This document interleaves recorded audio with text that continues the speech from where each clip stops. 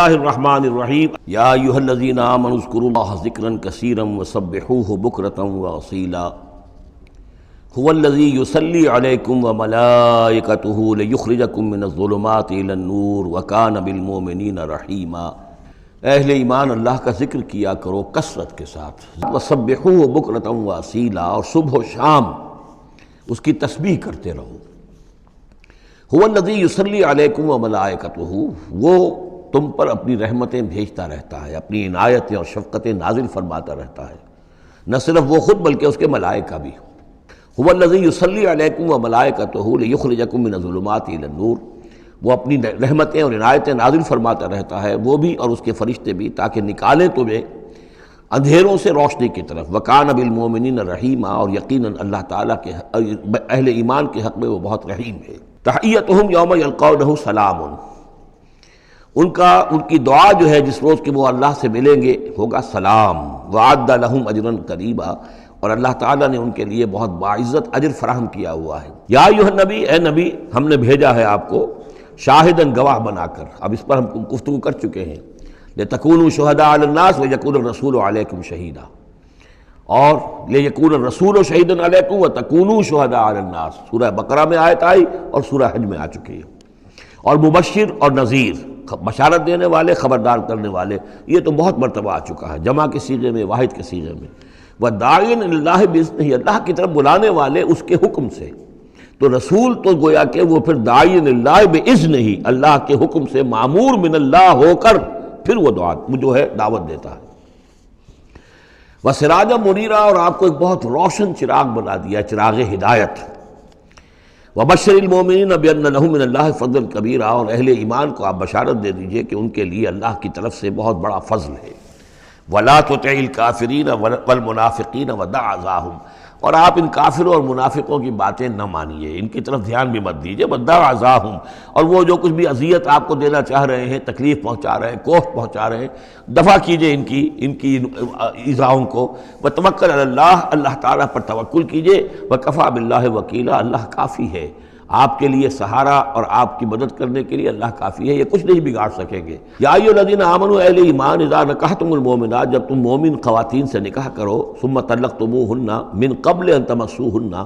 پھر کوئی سبب ایسا ہو جائے کہ اس سے پہلے کہ تمہاری ان سے ملاقات ہو، تم انہیں چھو، انہیں تم طلاق دے دو، فما لکم علیہن من عدۃ تعتدونہا، تو پھر تمہارا کوئی حق نہیں ہے کہ وہ عورت جو ہے عدت کرے اور اس کو تم عدت پوری کرواؤ اس لیے کہ تمہاری ملاقات ہی نہیں ہوئی، کوئی سوال ہی پیدا نہیں ہوتا کہ اس کے رحم میں کوئی بچہ جو ہے اللہ تعالیٰ نے اس کو تخلیق فرما دیا ہو۔ لہذا عدت تو اس لیے ہوتی ہے کہ یہ بات پوری طریقے سے واضح ہو جائے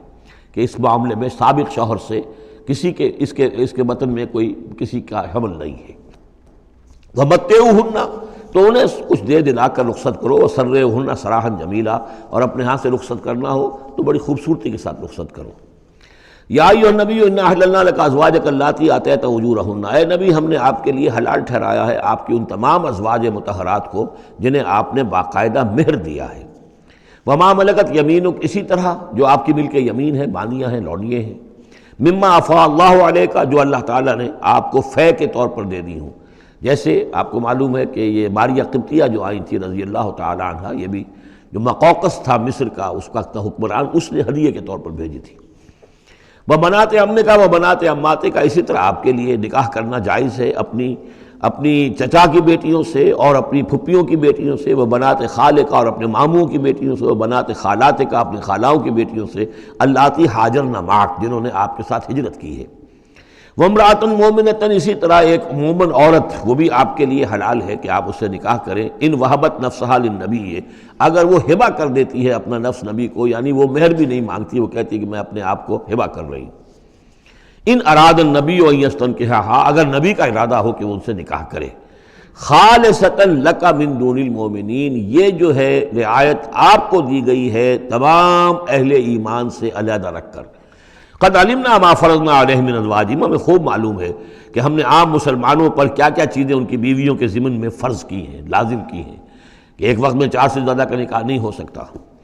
وما ملکت ایمانہم، اسی طریقے سے جو ان کی لونیاں اور بانیاں ہیں ان کے بارے میں بھی ہم نے کیا کیا قواعد و ضوابط کا انہیں پابند کیا ہے، لکھی لا یکون علیک حرج، تاکہ آپ پر کوئی تنگی نہ ہو، وکان اللہ غفور الرحیم، یقینا اللہ غفور الرحیم ہے، ترجی من تشاء منہن وتؤوی الیہ من تشاء، اور پھر یہ بھی کہ آپ کر سکتے ہیں کہ ان میں سے جس کو چاہیں ذرا اپنے سے دور کر دیں اور جس کو چاہیں اپنے قریب لے آئیں، ومن ابتغیت ممن عزلت، اور جسے آپ نے کہیں ذرا سا اپنے سے پرے کر دیا ہو اگر انہیں دوبارہ قریب اپنے لانا چاہو فلا جناح علیک، تو اس میں بھی آپ پر کوئی حرج نہیں ہے، ذالک ادنیٰ ان تقر اعینہن، یہ زیادہ قریب تر ہے اس سے کہ ان کی آنکھیں بھی ٹھنڈی رہیں، ولا یحزن، اور وہ رنجیدہ نہ ہوں، یعنی ایسا نہ ہو کہ کسی اپنی زوجہ محترمہ سے آپ ذرا زیادہ دیر کے لیے جو ہے وہ دور رہیں، ایسا بھی نہیں ہونا چاہیے، ان کی بھی آنکھوں کی ٹھنڈک رہنی چاہیے، وَيَرْضَيْنَ بِمَا آتَيْتَهُنَّ كُلَّهُنَّ، اور تاکہ وہ سب کی سب راضی رہیں ان چیزوں سے جو آپ انہیں دیتے ہیں، واللہ یعلم ما فی قلوبکم، اللہ جانتا ہے جو کچھ کہ تمہارے دلوں میں ہے، وکان اللہ علیما حکیما، اللہ علیم اور حکیم ہے، لا یحل لک النساء من بعد، لیکن اب اس کے بعد جتنے بھی نکاح آپ کر چکے ہیں اب آپ کے لیے کوئی اور نکاح کرنا جائز نہیں ہے، یہ صورتحال بس اب فل سٹاپ لگ گیا ہے، اب نہ تو ان میں سے کسی کو آپ طلاق دیں گے اور نہ ہی مزید کوئی شادی کریں گے، ولا ان تتبدل بہن من ازواج، اور نہیں یہ کہ آپ ان میں سے کسی کی جگہ کسی اور کو لائیں گے، ولو اعجبک حسنہن، خواہ آپ کو وہ بہت پسند بھی آئی ہو، کہ الا ما ملکت یمینک، سوائے اس کے کہ جو آپ کی باندھی ہو، کوئی لونڈی ہو، کسی جنگ میں اگر وہ معاملہ ہو جاتا ہے تو اس کا معاملہ علیحدہ ہے، یہ نکاح کا معاملہ ہے۔ حضور کے ہاں دو لونڈیاں ہیں، ماریہ قبطیہ اور ایک حضرت ریحانہ رضی اللہ تعالی عنہما، وکان اللہ علی کل شیء رقیبا، اللہ تعالیٰ ہر چیز پر نگران ہے، ہر چیز کا پہرہ دے رہا ہے۔ یا ایھا الذین آمنوا لا تدخلوا بیوت النبی الا ان یؤذن لکم، اب تو اہل ایمان مت داخل ہو جایا کرو نبی کے گھروں میں، الا ان یؤذن لکم، الا یہ کہ تمہیں اجازت دی جائے، الی طعام غیر ناظرین اناہ، کھانے کے لیے اگر تمہیں بلایا جائے تو ایسا نہ ہو کہ پہلے ہی جا کے دھرنا مار کر بیٹھ جاؤ کہ کھانا تیار ہو رہا ہے تو بیٹھے ہوئے وہاں، ولیکن اذا دعیتم فادخلوا، جب تمہیں بلایا جائے تب داخل ہو، فاذا طعمتم فانتشروا، جب کھانا کھا لو تو پھر وہاں سے منتشر ہو جاؤ، چلے جاؤ، ولا مستانسین لحدیث، اور وہاں بیٹھ نہ رہو وہ ڈیرا جما کر کے اب حضور کی باتیں سنیں گے، کچھ گفتگو ہوگی تو بیٹھے رہیں،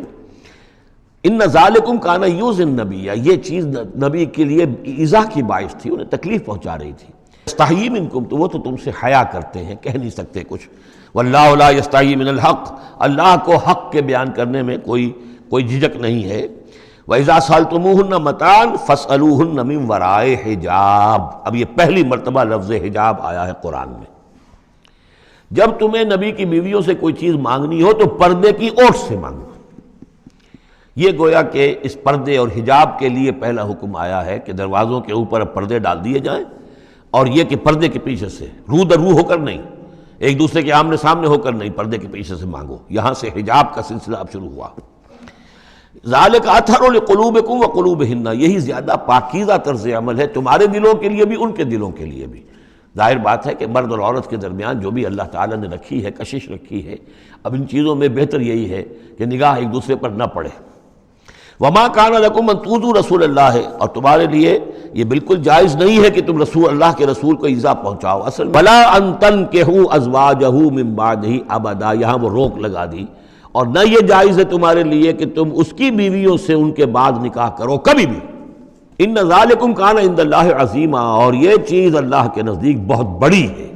ان تبدوا شیئا اور تخفوہ فإن اللہ کان بکل شیء علیما، خواہ تم کسی چیز کو ظاہر کرو اور خواہ تم چھپاؤ، اللہ تعالیٰ تو ہر چیز کا علم رکھتا ہے، لا جناح علیہن، کوئی حرج نہیں ہے نبی کی بیویوں پر، فی آبائہن، ان کے باپوں کے بارے میں، حضرت عمر آئیں حضرت حفصہ کے گھر میں کوئی رکاوٹ نہیں، حضرت ابو بکر آئیں حضرت عائشہ کے گھر میں کوئی رکاوٹ نہیں، ولا ابنائہن، نہ ان کے بیٹوں کے بارے میں، ولا اخوانہن، نہ ان کے بھائیوں کے بارے میں، ولا ابناء اخوانہن، نہ ان کے بھائیوں کے بیٹے یعنی بھتیجوں کا، ولا ابناء اخواتہن، اور نہ ان کی بہنوں کے بیٹے یعنی بھانجوں کا، ولا نسائہن، اور نہ ہی ان کی اپنی جان پہچان والی عورتوں کا، ولا ما ملکت ایمانکم، اور جو غلام یا جو لونیاں ہیں، اور اکثر و بیشتر اہل سنت کے نزدیک یہاں صرف لونیاں مراد ہیں، ان کے بارے میں ٹھیک ہے وہ گھر میں داخل ہوں، واتقین اللہ، اور اے نبی کی بیویوں ڈرتی رہو اللہ سے، ان اللہ کان علی کل شیء شہیدا، یقیناً اللہ تعالیٰ ہر چیز پر گواہ ہے، ان اللہ وملائکتہ یصلون علی النبی، اب یہ خاص طور پر لفظ وہی ہے، یصلی علیکم وملائکتہ، یہاں صرف ترتیب بدل گئی ہے۔ یقیناً اللہ اور اس کے فرشتے رحمت اور شفقت اور عنایت نازل کرتے رہتے ہیں نبی پر صلی اللہ علیہ وسلم۔ یا ایھا الذین آمنوا صلوا علیہ وسلموا تسلیما، اے ایمان کے دعوے دارو، اے ایمان لانے والو، تم بھی ان پر رحمت بھیجتے رہا کرو، اور تم بھی اللہ تعالیٰ سے دعا کرتے رہا کرو کہ اللہ ان کے اوپر اور درود بھیجے اور رحمت بھیجے۔ وسلموا تسلیما، اور انہیں سلام کیا کرو، ان کو سلام بھیجا کرو۔